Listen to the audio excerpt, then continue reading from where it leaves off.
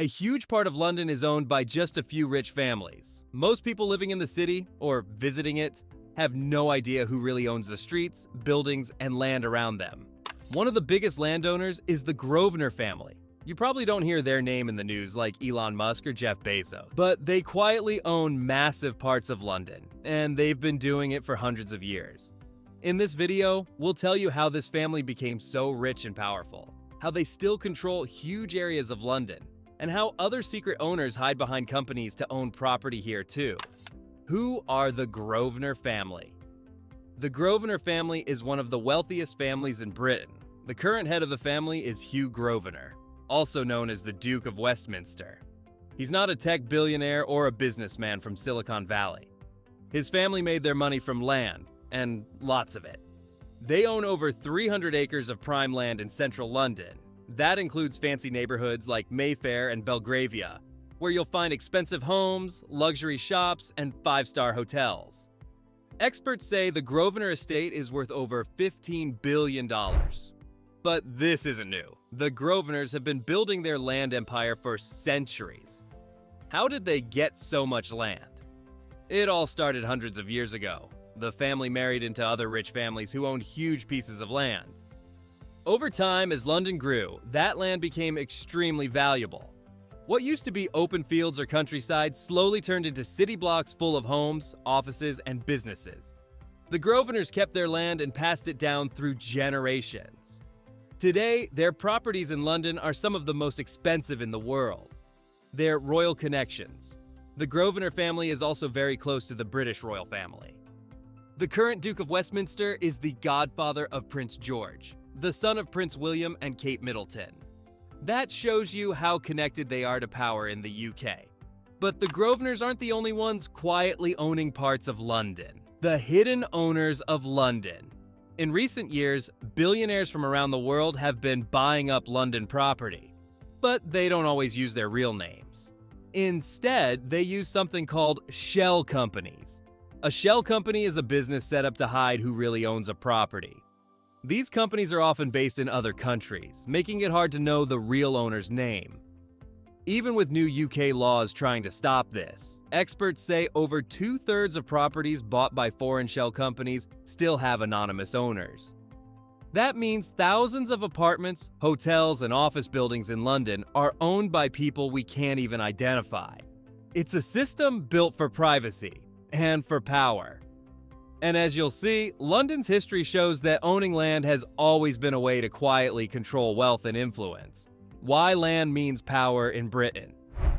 In Britain, owning land has never just been about money. For hundreds of years, it's also been about power. Families who owned large areas of land often had control over local politics, business, and even the laws. These families were called the landed gentry. They weren't kings or queens, but they owned huge parts of the country. And because of that, they could influence who got elected, how towns were built, and how people lived. Even today, this old system still exists in places like London. Families like the Grosvenors are modern examples of how landowners keep their power over time. Quietly, but effectively. The modern-day landlords of London. But it's not just old British families owning the city anymore. In the last few decades, London has become a favorite place for foreign billionaires to invest their money. Rich families, powerful businessmen, and even royal families from other countries have been buying property here. For example, the Qatari royal family owns big parts of London, including famous spots like the Shard skyscraper and parts of Harrods. The Reuben brothers, British billionaires, also own major parts of the city, including large sections of Mayfair. But here's what makes this tricky. Many of these properties are not bought in their personal names. Instead, they use shell companies, often based in places like the British Virgin Islands or the Cayman Islands. What are shell companies? A shell company is like an empty box. It doesn't do any real business, but it can hold valuable things like property. By using a shell company, the real owner's name stays hidden from public records. This means that even if you try to find out who owns a luxury London apartment, all you see is the name of some company registered in another country. You don't see the billionaire, royal family, or business tycoon behind it. It's completely legal, but it keeps ownership secret. The scale of the secrecy. In 2022, the UK government introduced new laws to try to stop this. They wanted to make it harder for people to hide their ownership of property using foreign shell companies. But even with these new rules, a recent report showed that over 2/3 of properties bought through foreign companies still have anonymous owners. That means thousands of homes, hotels, and office buildings across London are owned by people whose identities are hidden. And this secrecy is a big problem. Why does it matter? You might be wondering, why does it matter who owns London? Well, when rich people and secret companies own huge parts of a city, it can cause problems for regular people. Housing prices go up. Local shops close down. Entire neighborhoods can become empty because apartments are just sitting as investments, not homes. It also means that huge amounts of wealth are tied up in one city, controlled by a small group of families and investors. And the real people behind it, often hidden from view. The Rothschild example. One classic example of quiet power is the Rothschild family. They're famous for their influence in banking, but they also understand the importance of secrecy and long-term control. For over 200 years, the Rothschilds have built their wealth, not through flashy headlines, but by carefully managing money, land, and connections.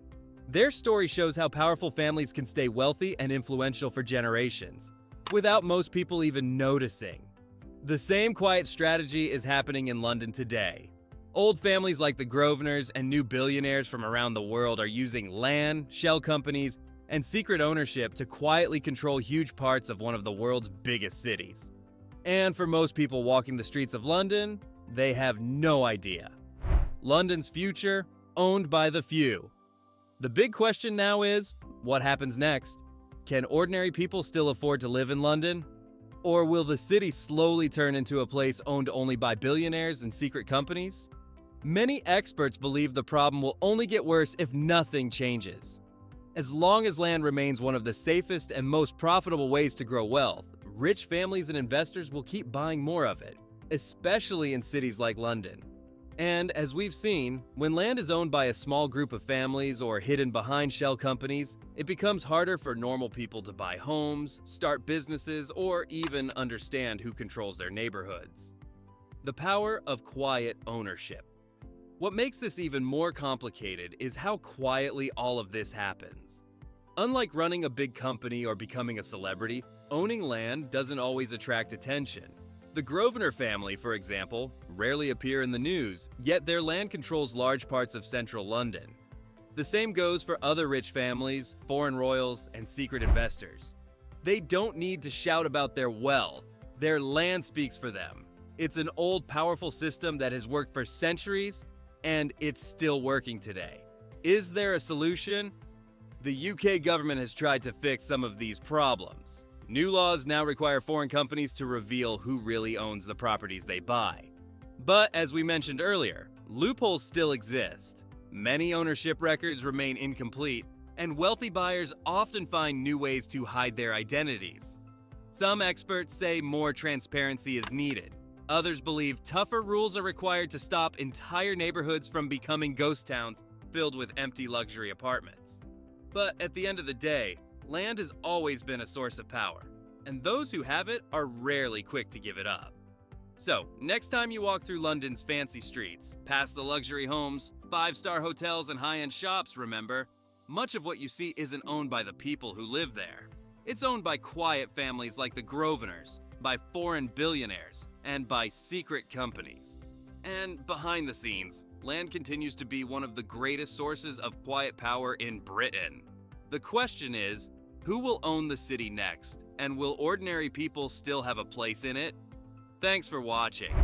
If you found this video interesting, don't forget to like, share, and subscribe for more real stories about money, power, and the hidden world around us.